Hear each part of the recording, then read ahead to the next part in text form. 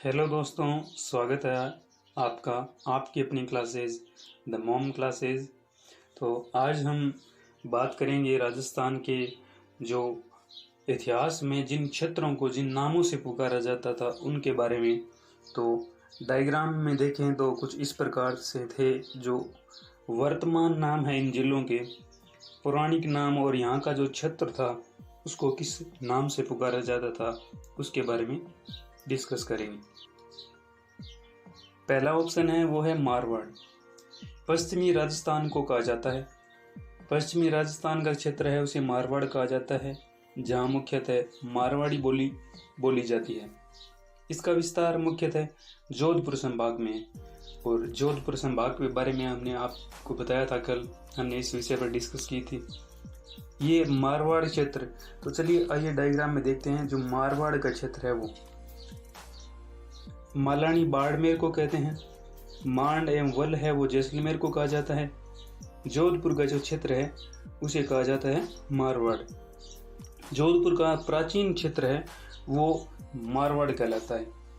जोधपुर का जो नज़दीकी जितने भी जिले आते हैं वो जिले सारे सम्मिलित है। जैसे जोधपुर में जैसलमेर, बाड़मेर, ये जैसलमेर की बात करें, बाड़मेर की बात करें, जालोर की बात करें, पाली की बात करें और जोधपुर, ये जो क्षेत्र है इसमें सिरोही भी शामिल है।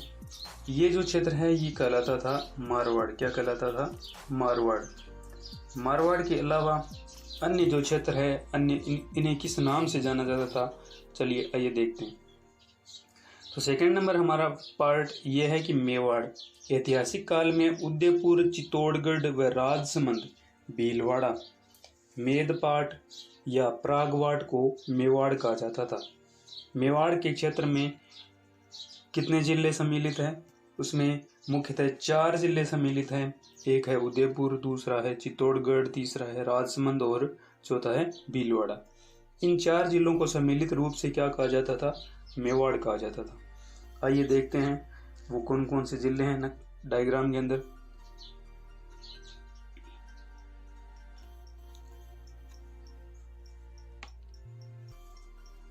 तो मेवाड़ की बात करें तो मेवाड़ के अंदर ये जो क्षेत्र है ये कहलाता था मेवाड़। क्या कहलाता था? मेवाड़। मेवाड़ के अंदर एक तो चित्तौड़गढ़ था, एक भीलवाड़ा था, एक उदयपुर और एक था राजसमंद। पाली के जस्ट नीचे वाला ये क्षेत्र ये कहलाता है राजसमंद।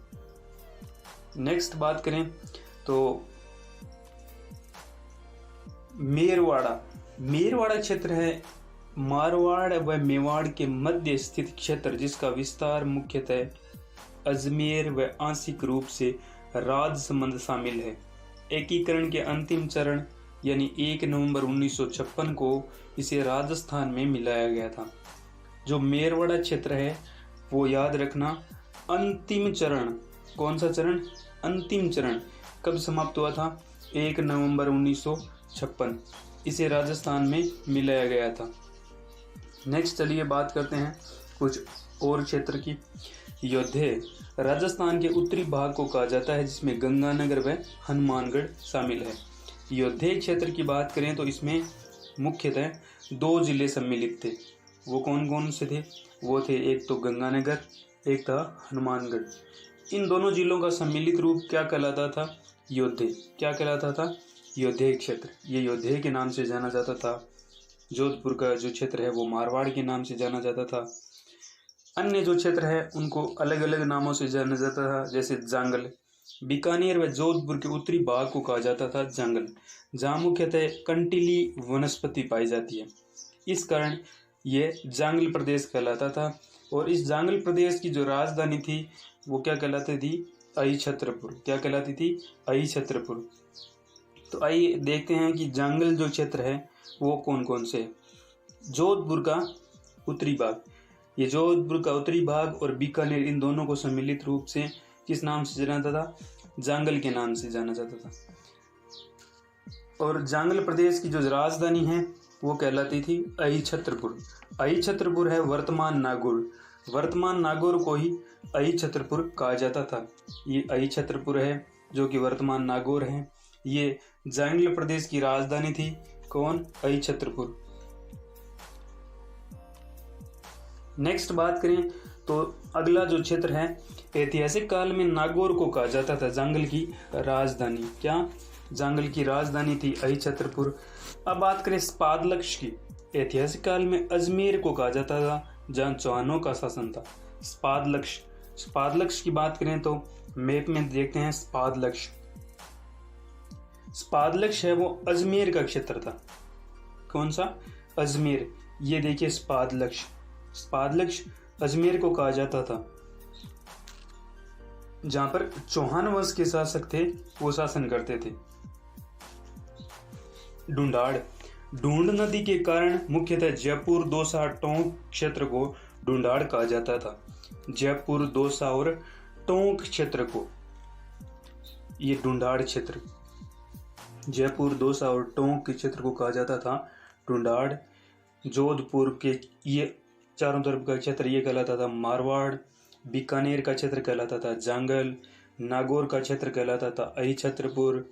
और चित्तौड़गढ़, भीलवाड़ा, राजसमंद, उदयपुर ये कहलाता था क्या? मेवाड़। हनुमानगढ़ और गंगानगर ये कहलाते थे योद्धे।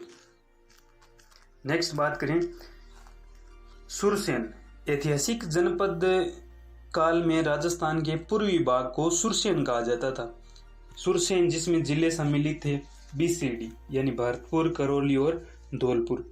पीछे हमने इस विषय पर डिस्कस भी किया था कि सुरसेन जो क्षेत्र था वो कौन सा था। तो सुरसेन क्षेत्र की बात करें तो वो है भरतपुर, धौलपुर और करौली। यहाँ का क्षेत्र है वो कहलाता था डांग या फिर बीहड़। कौन सा? इसमें सवाई माधोपुर, करौली और धौलपुर का क्षेत्र सम्मिलित था। यह सुरसेन कहलाता था। नेक्स्ट बात करते हैं, ये कुछ ट्रिक्स दी गई हैं। देखिए, जो सुरसेन क्षेत्र था, सुरसेन क्षेत्र था, इसकी राजधानी थी मथुरा। क्या थी? मथुरा। ABCD यानी 32 से संख्या 4 जिले सम्मिलित थे। A से अलवर, B से भरतपुर, D से धौलपुर और C से करौली। C से करौली। नेक्स्ट बात करें तो CD व SWM। CD यानी करौली, कौन सा जिला? करौली। D यानी धौलपुर और SWM यानी सवाई माधोपुर। कौन सा? सवाई माधोपुर। ये कहलाता था डांग या फिर बीहड़ क्षेत्र। AB की बात करें तो AB में आते हैं अलवर, भरतपुर, ये कहलाते थे मेवात। नेक्स्ट बात करें तो नेक्स्ट जो क्षेत्र है वो है हयाय। हयाय क्षेत्र है, ऐतिहासिक काल में कोटा, बूंदी के क्षेत्र को हयाय क्षेत्र कहा जाता था। अगर नेक्स्ट बात करें तो वो है सीवी जनपद है, उसकी जो क्षेत्र है वो है उदयपुर, चित्तौड़गढ़, जिसकी राजधानी थी नगरी या फिर मध्यमिका या फिर मध्यमिका। क्या कहलाती थी? नगरी, मध्यमिका या फिर मध्यमिका। सीवी जनपद की राजधानी थी नगरी, मध्यमिका या फिर मध्यमिका। मुख्यतः ये जो क्षेत्र था ये था उदयपुर एवं चित्तौड़गढ़। कौन सा? उदयपुर एवं चित्तौड़गढ़ का क्षेत्र है वो सीवी जनपद के नाम से जाना जाता था, जिसकी राजधानी थी नगरी या मध्यमिका या फिर मध्यमिका। चंद्रावती की बात करें तो चंद्रावती सिरोही का प्राचीन नाम है, जहां से भूकंपरोधी इमारतों के अवशेष प्राप्त हुए। भूकंपरोधी इमारतों के अवशेष कहाँ से प्राप्त हुए हैं? चंद्रावती से। और वर्तमान सिरोही को क्या कहा जाता था? चंद्रावती कहा जाता था। अब इन जो क्षेत्र हमने पढ़े हैं उनके बारे में थोड़ा मैप में ध्यान देते हैं। हमने पढ़ा योद्धे है, ये हनुमानगढ़ और गंगानगर है। आई छत्रपुर ये नागौर है। जांगल बीकानेर और जोधपुर का उत्तरी भाग है। हमने पढ़ा ढूंढाड़ है वो जयपुर, दौसा और टोंक है। सुरसेन पढ़ा हमने, सुरसेन है भरतपुर और धौलपुर, ठीक है, भरतपुर, धौलपुर और इसमें है करौली। अलवर और भरतपुर के क्षेत्र को कहा जाता था क्या? अलवर एवं भरतपुर का क्षेत्र है वो कहलाता था मेवात क्षेत्र कहलाता था। सुरसेन में 3 जिले सम्मिलित थे, एक भरतपुर था, एक करौली था और एक धौलपुर। हमने पढ़ा मेवाड़ क्षेत्र देखा, मेवाड़ में ये कुल 4 जिले सम्मिलित थे। अब आगे नेक्स्ट हमने डांग पढ़ा या बीहड़ पढ़ा। उसके बाद हमने क्या पढ़ा? मालानी पढ़ेंगे, गुजरातरा पढ़ेंगे, जाबालीपुर पढ़ेंगे। हमने देखा इंद्रावती यानी सिरोही का क्षेत्र है वो इंद्रावती के नाम से जाना जाता था। नेक्स्ट चलो बात करते हैं आगे के जो क्षेत्र हैं उनके बारे में। ढूंढाड़ के बारे में हमने पढ़ा था, वो जयपुर, दौसा और टोंक के जिले सम्मिलित थे। अब हम पढ़ेंगे जाबालीपुर। जाबाली ऋषि की भूमि जिसे वर्तमान में जालोर कहा जाता है। इस क्षेत्र में जाल वृक्ष अधिक पाए जाते हैं। कौन से वृक्ष पाए जाते हैं? जाल वृक्ष अधिक पाए जाते हैं। इसी के नाम पर इसे जाबालीपुर या फिर जाबाली ऋषि के नाम पर इस क्षेत्र को जाबालीपुर कहा गया और वर्तमान में इसका अपभ्रंश होकर ये बन गया कौन सा? जालोर। क्या बन गया? जालोर। मालानी की बात करें, प्राचीन समय में बाड़मेर क्षेत्र को मालानी क्षेत्र कहे जाते थे, ठीक है। नेक्स्ट है मांड। कौन सा क्षेत्र है? मांड। मांड क्षेत्र की बात करें तो पश्चिमी राजस्थान में मांड गायिका के क्षेत्र को मांड कहा जाता था, जिसके चारों ओर का क्षेत्र है वो जैसलमेर था। और इस जैसलमेर के क्षेत्र को वल के नाम से जाना जाता था। किस नाम से? वल के नाम से जाना जाता। आइए हम कुछ मैप में इसकी जानकारी देखते हैं कि कौन सा जाबालीपुर था, कौन सा मालानी था और कौन सा जो क्षेत्र है वो इंद्रावती था। तो बाड़मेर को कहा जाता है मालानी, सिरोही को कहा जाता था इंद्रावती और जैसलमेर का ये जो क्षेत्र है ये मांड या वल के नाम से जाना जाता था। जोधपुर और बीकानेर का ये क्षेत्र कहलाता था जांगल। नागौर को अहिछत्रपुर यानी जांगल की राजधानी। और नेक्स्ट देखते हैं जो क्षेत्र दे रखे हैं। मांड तक हो गया। अब मैप के जरिए बाकी जो बचे क्षेत्र हैं उनको पढ़ते हैं। हमने देखा कौन सा क्षेत्र? एक देखा वागड़, डूंगरपुर, प्रतापगढ़ और बांसवाड़ा का जो क्षेत्र है वो वागड़ कहलाता है। और एक है हाड़ौती या फिर माल। इस माल नहीं, ये मालानी अलग है, मालानी बाड़मेर को कहा जाता है, जबकि माल है वो हाड़ौती को कहा जाता है। इसमें 4 जिले हैं, कोटा, बूंदी, बारा और झालावाड़। यानी इसकी जो ट्रिक बनती है वो है कोझा बाबू। कौन सी ट्रिक है? कोझा बाबू। कोझा बाबू का तात्पर्य यह है कि कोटा, झालावाड़, बारा और बूंदी। कौन कौन से क्षेत्र? कोटा, झालावाड़, बारा और बूंदी। अन्य जो क्षेत्र है वो अजमेर का क्षेत्र है वो कहलाता था स्पादलक्ष। ये देखो अजमेर का क्षेत्र कहलाता था स्पादलक्ष। ढूंढाड़ क्षेत्र की बात करें तो इसमें 3 जिले सम्मिलित थे, जयपुर था, दौसा था और टोंक था। हमने शेखावाटी के बारे में बात की। शेखावाटी, चूरू, सीकर और झुंझुनू क्षेत्र को शेखावाटी कहा जाता है। नेक्स्ट हम बात करेंगे राजस्थान के भौतिक प्रदेश। कौन से? राजस्थान के भौतिक प्रदेश। अब हम पढ़ेंगे राजस्थान के भौतिक प्रदेश। उच्चावच व जलवायु के आधार पर राजस्थान को 4 भौतिक प्रदेशों में बांटा जाता है। ये उच्चावच क्या है? उच्चावच की बात करें तो ऊंचाई व नीचाई से बनने वाले क्षेत्र, ऊंचाई और नीचाई जिसमें सम्मिलित हो, यानी एक प्रकार से हम दौरों को कह सकते हैं।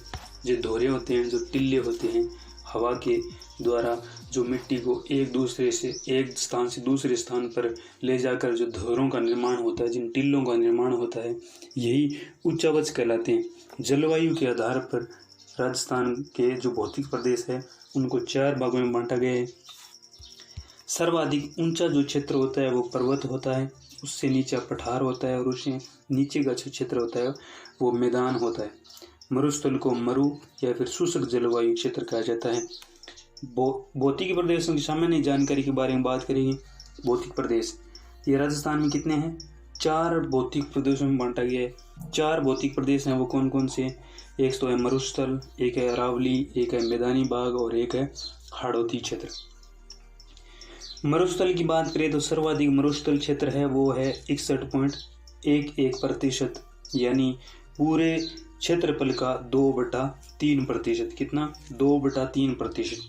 9% जो अरावली है ये कुल क्षेत्रफल का 10% है। 10% जनसंख्या यहाँ पर निवास करती है। 9% अरावली है, 23% मैदान है और 6.89% हाड़ौती क्षेत्र है। जनसंख्या की भी बात करें तो जो 61% पर जो मरुस्थल है, 61% क्षेत्र पर जो मरुस्थल है वहाँ पर 40% जनसंख्या निवास करती है। अरावली के क्षेत्र में कुल जनसंख्या का 10% निवास करता है। मैदानी भाग की बात करें तो यहाँ पर 39% जनसंख्या निवास करती है और बची जो शेष 11% वो है हाड़ौती क्षेत्र में निवास करती है। जिलों की बात करें तो मरुस्थल के अंदर कुल कितने जिले हैं? 12 जिले हैं। अरावली में 13 और मुख्यतः हैं 7 जिले।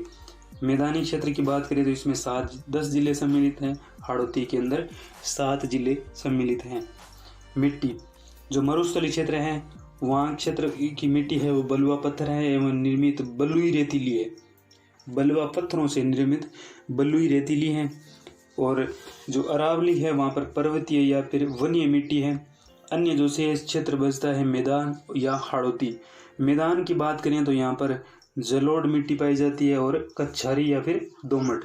जलोढ़, कच्छारी और दोमट मिट्टी पाई जाती है। हाड़ौती क्षेत्र की बात की जाए तो हाड़ौती क्षेत्र में रेगुड़ या फिर रेगुर मिट्टी पाई जाती है। कौन सी? रेगुड़ या फिर रेगुर मिट्टी पाई जाती है। ये हल्के काले रंग की होती है। ये देखो किस रंग की होती है? ये हल्के काले रंग की होती है। जलवायु की बात करें तो मरुस्थल की जलवायु शुष्क व अर्ध शुष्क जलवायु है, जबकि अरावली की बात करें तो वो उप आर्द्र जलवायु है और हाड़ौती अति आर्द्र है। और जो मैदानी भाग है वहाँ की जलवायु कौन सी है? आर्द्र जलवायु है, यानी आर्द्र जलवायु। पहला जो क्षेत्र है वह उत्तर पश्चिमी मरुस्थलीय प्रदेश। कौन सा? उत्तर पश्चिमी मरुस्थलीय प्रदेश। निर्माण काल की बात करें तो इसका जो निर्माण है वो टर्सरी काल, ठीक है, टर्सरी काल के अंदर इसका निर्माण हुआ है। और ये जो निर्माण हुआ है ये क्वार्टरनरी काल या फिर इसको प्लीस्टोसीन काल कहा जाता है। क्या? प्लीस्टोसीन काल कहा जाता है। जियोग्राफी को 2 कालों में डिवाइड किया गया है, एक तो प्लीस्टोसीन और एक हेलोसीन। कौन सी? हेलोसीन। जो मरुस्थल क्षेत्र है वो प्लीस्टोसीन का क्षेत्र है, यानी प्लीस्टोसीन का भाग है। इसको टर्सरी काल भी कहा जाता है या फिर क्वार्टरनरी काल कहा जाता है। इसके विस्तार की बात करेंगे तो इसकी जो लंबाई है वो 640 किलोमीटर है। चौड़ाई है इसकी जो 300 किलोमीटर है। औसत ऊंचाई की बात करें तो 200 से 300 मीटर। एवरेज की बात करें तो 250 मीटर है। राजस्थान में कुल मरुस्थलीय ब्लॉक है वो कितने हैं? 85। कितने हैं? 85। मरुस्थलीय ब्लॉकों की बात करें तो वो राजस्थान में कितने हैं? 85, यानी 85। मरुस्थल की ढाल की बात करें तो देखो मरुस्थल ढाल है। आइए दोस्तों मरुस्थल के ढाल के विषय में बात करते हैं।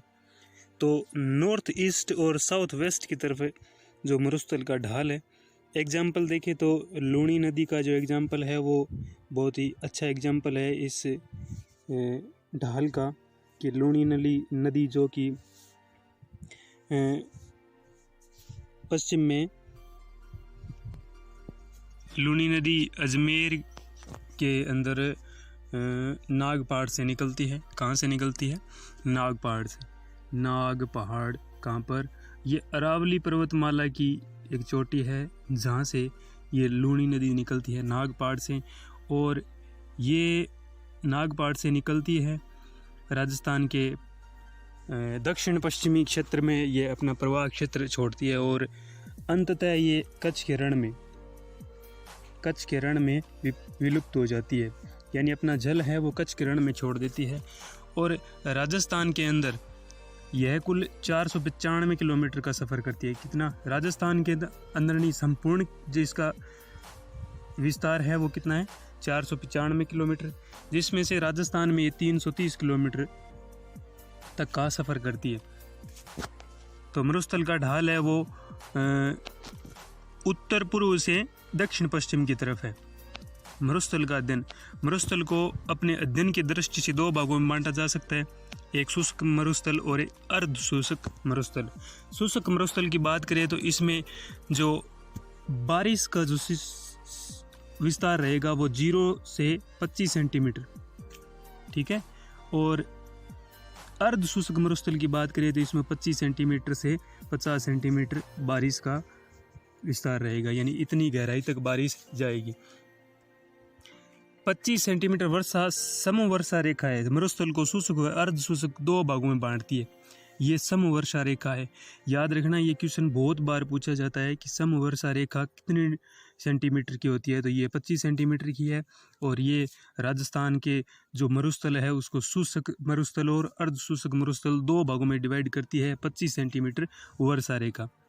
शुष्क मरुस्थल 25 सेंटीमीटर से कम वर्षा वाले भौतिक प्रदेश को शुष्क मरुस्थल कहा जाता है। शुष्क मरुस्थल को पुनः दो भागों में बांटा जाता है। अब शुष्क मरुस्थल को भी दो भागों में बांटा गया, एक बालुका स्तूप मुक्त और बालुका स्तूप युक्त। एक तो बालुका स्तूप मुक्त है और एक बालुका स्तूप युक्त है। अब मुक्त की बात करें तो वो 41.5% है, जबकि युक्त की बात करें तो वो 58.5% है। और कारण पथरीली मरुस्थल जिसे हमादा कहा जाता है, क्या कहा जाता है? हमादा कहा जाता है। और ये इसका कारण है पवन, मिट्टी निक्षेपण और बालुका स्तूप। ये बालुका स्तूप युक्त है, इसका कारण है पवन, मिट्टी के बाद इसका निक्षेपण होता है और फिर ये बालुका स्तूप युक्त बनती है। जबकि यहाँ पर जो पथरीला क्षेत्र है, यहाँ पर मिट्टी है वो एक स्थान से दूसरे स्थान पर जा नहीं पाती है, इस कारण ये बालुका स्तूप मुक्त होते हैं, यानी यहाँ पर बालुका स्तूप नहीं पाया जाता। विस्तार, ये पथरीला मरुस्थल जिसे हमादा कहते हैं, देखना इसका कारण है कि ये जो पथरीला मरुस्थल है इसको हमादा कहा जाता है। नेक्स्ट बात करें विस्तार, ये जो बालुका स्तूप मुक्त जो क्षेत्र है, ये क्षेत्र है जैसलमेर, बाड़मेर और जोधपुर में। ये क्षेत्रफल है जैसलमेर, बाड़मेर और जोधपुर में। नेक्स्ट बात करें बालुका स्तूप। आप देखो, बालुका स्तूप जब पवन के द्वारा मिट्टी का निक्षेपण किया जाता है तो बनने वाले स्थलाकृति को बालुका स्तूप कहा जाता है, जो सर्वाधिक जैसलमेर में है। बालुका स्तूप के आप देखेंगे प्रकार, ठीक है। बालुका स्तूप जो है वो सर्वाधिक जैसलमेर में पाए जाते हैं। चलिए दोस्तों, आप पढ़ते हैं बालुका स्तूप के प्रकार। एक होता है पवन और कुछ इस प्रकार से दिखाई देता है, वो अर्धचंद्राकार होता है, इसे अर्धचंद्राकार कहा जाता है। और ये जो प्रकार है ये बरखान के प्रकार है और सर्वाधिक ये शेखावाटी चूरू में पाए जाते हैं। कौन से? अर्धचंद्राकार या फिर इन्हीं कहें बरखान। दूसरा होता है समकोण, यानी ये धूल को समकोण रेखा पर काटता है, कुछ इस प्रकार से यहाँ से टिल्ले को काटता है, फिर ये इस प्रकार के जो टिल्ले बनते हैं वो समकोण होने के कारण इनको समकोणीय कहा जाता है, या फिर इनको कहा जाता है अनुप्रस्थ। ये सर्वाधिक बाड़मेर एवं जोधपुर में पाए जाते हैं। अब पवन के जो समानांतर होते हैं उनको समानांतर या फिर अनुदैर्ध्य या रेखीय कहा जाता है, ये सर्वाधिक जैसलमेर में है। नेक्स्ट बात करें तारानुमा। तारानुमा जो धोरे टिल्ले या फिर पाए जाते हैं वो सर्वाधिक कहाँ पाए जाते हैं? वो जैसलमेर और सूरतगढ़ में। मैक्सिमम जो पूछा जाता है वो जैसलमेर में है।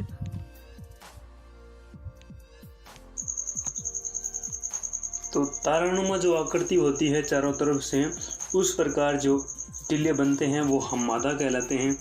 और ये जो हमादा है वह सर्वाधिक जैसलमेर में बनते हैं। और बात करें श्री गंगानगर के सूरतगढ़ क्षेत्र में, ये हमादा नाम के जो तारानुमा जो धोरे हैं वो पाए जाते हैं। हमादा के चारों ओर स्थित बालुका स्तूपों को तारानुमा बालुका स्तूप कहा जाता है। अब देखिए, पवन के सामने देखो, एक तो हमने पढ़ा, एक अर्धचंद्राकार बनता है, ठीक है, कुछ इस प्रकार से अर्धचंद्राकार, जिसमें क्या होता है कि पवन है वो हवा होती है वो कुछ इस प्रकार से टकराती है और इस प्रकार के जो टिल्ले बनते हैं उन्हें अर्धचंद्राकार या फिर इसके जो प्रकार है ये बरखान का प्रकार है, शेखावाटी चूरू में पाया जाता है। और दूसरा जो है इस बरखान के जो विपरीत बनता है कुछ इस प्रकार, वो कहलाता है पैराबोलिक। क्या कहलाता है? पैराबोलिक। बरखान के विपरीत या हेयरपिन जैसे आकृति बालुका स्तूप पैराबोलिक कहलाते हैं। और ये जो पैराबोलिक बालुका स्तूप है ये सर्वाधिक कहाँ पर पाए जाते हैं, इस विषय पर बात करते हैं कि यह बालुका स्तूप राजस्थान में सर्वाधिक पाए जाते हैं, ये जो पैराबोलिक है। ठीक है, अब नेक्स्ट बात करते हैं, ये संपूर्ण राजस्थान में ही पाए जाते हैं, ऐसा नहीं है। जो मरुस्थलीय क्षेत्र है वहाँ पर इस प्रकार के दौरे या फिर टिल्ले देखने को मिलते हैं। नेक्स्ट बात करें सिफ की। ये सिफ क्या है? एक तो बरखान बनता है, ठीक है, और ये जो आकृति दे रखी है ये सिफ दौरे हैं। ठीक है, कुछ जैसे आगे से मुड़ी हुई, ये देखो,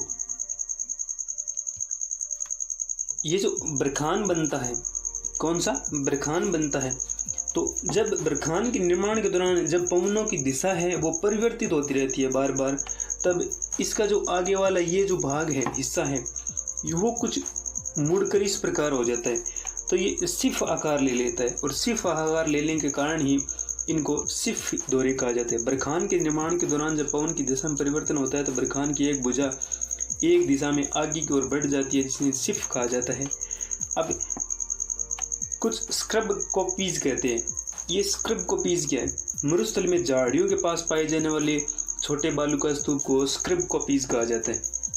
यानी जो झाड़ियाँ पाई जाती हैं उनके नज़दीक जो धूल के कण है वो एकत्रित होकर जिन दौरों का निर्माण करते हैं उनको स्क्रब कॉपीज कहा जाता है। और यह सर्वाधिक कहाँ पाए जाते हैं? ये सर्वाधिक जैसलमेर में पाए जाते हैं। कौन से? Scrub copies. कौन से? Scrub copies. याद रखना, स्क्रब कॉपीज जो दौरे हैं वो कहाँ पाए जाते हैं? वो जैसलमेर में पाए जाते हैं।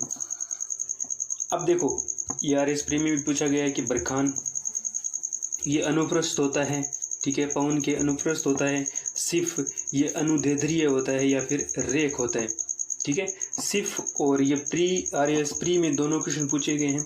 सिफ जो है वो किस प्रकार का दौरा है या टिल्ला है? ये अनुदैर्ध्य या फिर रेखीय प्रकार के हैं। और बरखान है वो अनुप्रस्थ है।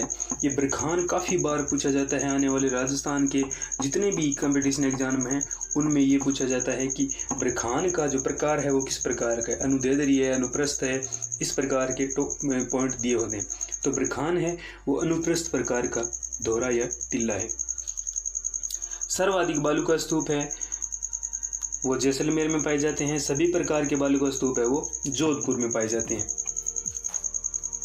अब पढ़ते हैं, दो भागों में डिवाइड किया था। तो दूसरा भाग अर्ध शुष्क मरुस्थल प्रदेश या फिर बांगड़ प्रदेश। कौन सा? बांगड़ प्रदेश। तो 25 सेंटीमीटर से 50 सेंटीमीटर वर्षा या शुष्क मरुस्थल व अरावली के मध्य का भौतिक प्रदेश अर्ध शुष्क कहलाता है। तो इसमें गंगानगर और हनुमानगढ़ क्षेत्र सम्मिलित हैं। तो गंगानगर और हनुमानगढ़ क्षेत्र किसमें सम्मिलित है? अर्ध शुष्क मरुस्थलीय प्रदेश या फिर ये बांगड़ प्रदेश। तो देखिए, चिकनी उपजाऊ मिट्टी यहाँ पर पाई जाती है, उन्हें बागी या फिर काठी कहा जाता है। क्या कहा जाता है? बागी या काठी कहा जाता है। जोड़ क्या होते हैं? पानी के कच्चे कुएं। मानसून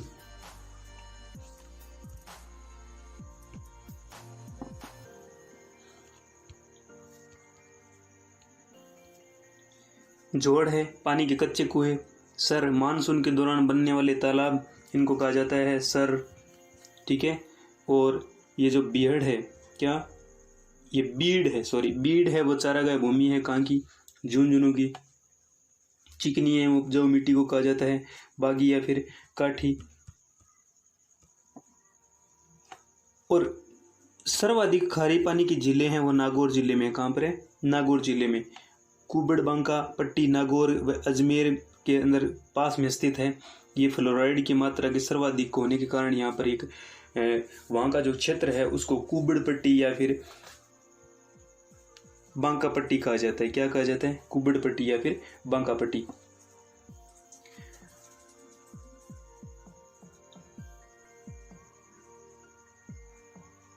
तो ये जो अर्ध शुष्क क्षेत्र है ये पाली, जोधपुर, बाड़मेर, जालोर, सिरोही इन क्षेत्र में होते हैं। बाड़मेर लवणीय पादप पाए जाते हैं।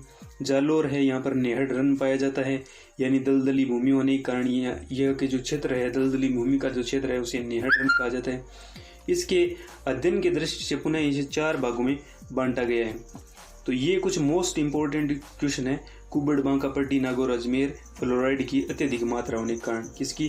फ्लोराइड, पानी के अंदर फ्लोराइड की अत्यधिक मात्रा होने के कारण फ्लोराइड। ठीक है, आगे नेक्स्ट देखते हैं।